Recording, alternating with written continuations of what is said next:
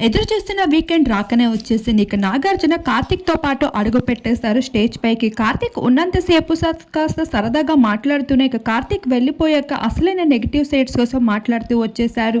ప్రశాంత్ నువ్వు కెప్టెన్‌గానే కాదు సంచాలకుడిగా కూడా ఫుల్‌గా ఫెయిల్ అయిపోయావని ఇప్పుడు నేను చెప్తున్నా అంటారు.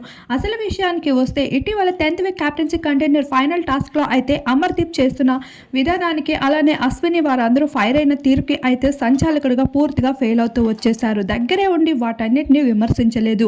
ఈ విధంగా అయితే పల్లవి ప్రశాంత్ ఏదైనా సినిమాను చూసినట్లు చూస్తూ ఉండిపోతావు, నీ వరకు వస్తేనే తప్ప నీకు నొప్పి తెలీదా అంటూ నాగార్జున అయితే పల్లవి ప్రశాంత్ ఫుల్గా ఫైర్ అయిపోవడం జరిగింది.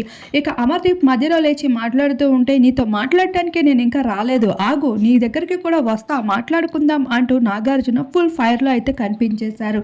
ఇక హీరో కార్తీక్ వచ్చినంతసేపు ఎంతో సరదాగా మాట్లాడేసిన నాగార్జున వెళ్ళిపోయాక మాత్రం అసలు కోటింగ్ అయితే ఇస్తూ కనిపించేశాడు.